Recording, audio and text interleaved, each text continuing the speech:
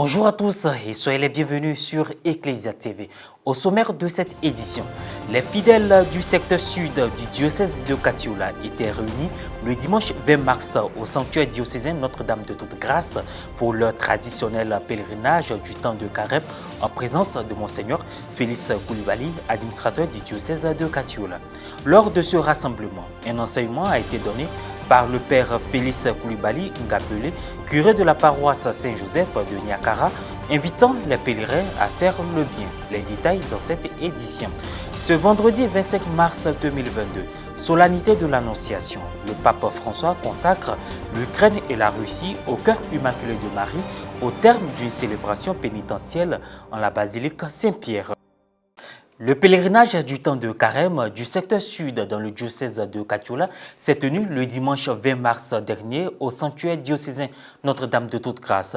Au cours de ce rassemblement, le père Félix Koulibaly Ngapelé a donné un enseignement à l'endroit des pèlerins en les exhortant à semer le bien.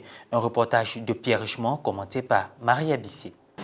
Lors du pèlerinage du temps de Carême du secteur sud dans le diocèse de Katioula, qui s'est tenu le dimanche 20 mars dernier au sanctuaire Notre-Dame de Toute Grâce de Katioula, le révérend père Félix Koulibaly Ngapelé, curé de la paroisse Saint-Joseph de Niakara, a donné un enseignement. Il a entretenu les pèlerins du vicariat de Katioula et de Niakara sur le message du pape François sur le Carême 2022. À cette invitation à la prière, le pape invite également à lutter contre le mal. Il encourage également le recours au sacrement du pardon et au jeûne. Il parle notamment du jeûne des réseaux sociaux, dont l'addiction conduit à appauvrir les relations humaines. Le pape invite également à la pratique de la charité concrète. En outre, le père Félix a exhorté les pèlerins à semer le bien sans relâche pour récolter un jour le don de la vie éternelle. Alors, les justes resplendiront comme le soleil dans le royaume de leur Père. Nous devons comprendre, frères et sœurs, que le bien que nous semons, nous pouvons commencer à le récolter dès ici-bas, mais la récolte véritable se fera dans les cieux. La récolte véritable sera le trésor de la vie éternelle. Alors, ne nous lassons pas de faire le bien. C'est ce que le pape nous dit dans la deuxième partie de son message. Ne nous lassons pas de faire le bien, parce que le bien que nous faisons n'est pas perdu. Chaque année, le carême nous rappelle que le bien, comme l'amour également, la justice et la solidarité ne s'obtiennent pas une fois pour toutes. C'est pour cela, à chaque carême, nous devons y travailler. Il faut conquérir cela chaque jour. Demandons donc à Dieu la patience constante du cultivateur pour ne pas renoncer à faire le bien pas à pas. Que celui qui tombe tende la main au Père qui relève toujours. Que celui qui s'est perdu, trompé par les séductions du malin, ne tarde pas à retourner à lui qui est riche en pardon. Les fidèles chrétiens rassemblés au pied de Notre-Dame de Toute Grâce ont apprécié cet enseignement à sa juste valeur. Un moment de partage spirituel en lien avec ce temps de pénitence. Au terme de son enseignement, le père Félix a donné la quintessence du message du pape sur ce temps de carême. Nous pouvons retenir l'invitation du pape à semer le bien, à persévérer dans la pratique du bien. Et le pape nous fait prendre conscience des difficultés que nous pourrions rencontrer à faire le bien. Et pour pouvoir vaincre ces difficultés, nous sommes invités à nous appuyer sur le Seigneur dans la prière. Voilà, sans la prière, nos forces humaines ne peuvent pas nous aider à persévérer dans le bien. Donc pour semer le bien, il nous faut savoir nous appuyer sur le Seigneur Dieu. Et enfin, le pape nous dit que le bien que nous semons nous en récolterons les fruits. Déjà sur cette terre, nous pouvons récolter ces fruits, mais le véritable fruit sera récolté dans la vie éternelle. Le véritable fruit sera le don de la vie éternelle, ce trésor qui demeure toujours.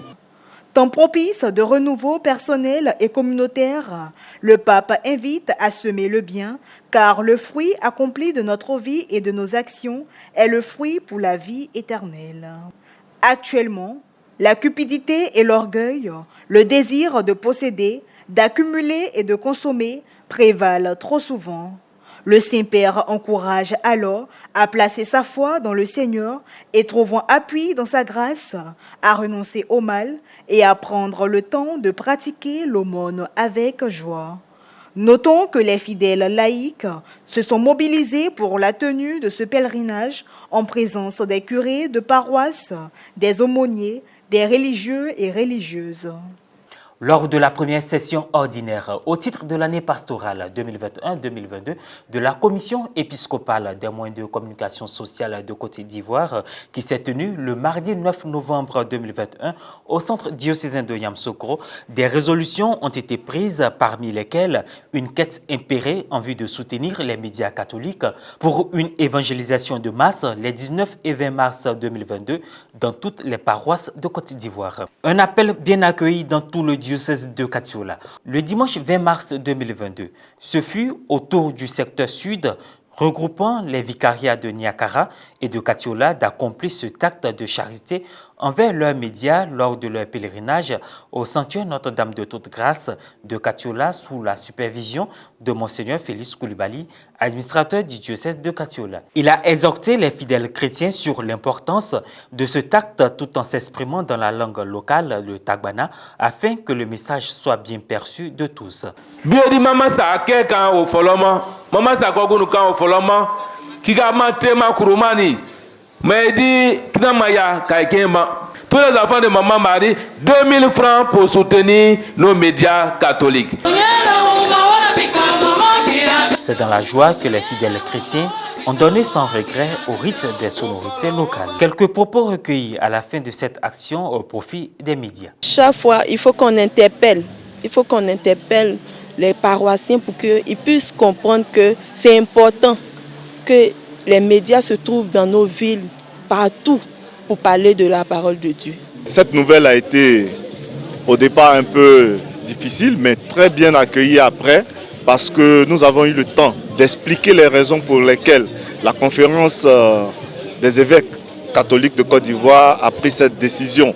Les masses médias sont très importants dans la procédure d'évangélisation. Couvrir l'étendue du territoire avec la radio nationale et autres est un objectif noble. En cette solennité de l'Annonciation, c'est vers la Vierge Marie que le pape François se tourne pour un acte spirituel fort. Près de 2 ans après la Statio Orbis qui a marqué les esprits des fidèles catholiques, dans la tempête de la pandémie, le pape François montre à nouveau dans la tourmente de la guerre qu'il est essentiel de se tourner vers celui à qui rien n'est impossible. Contrairement à ce qui sera proposé dans certains diocèses à travers le monde, ce n'est pas dans le cadre d'une messe que se tiendra au Vatican la prière de consécration de la Russie et de l'Ukraine au cœur immaculé de Marie. Elle s'intégrera dans une célébration pénitentielle à la basilique Saint-Pierre.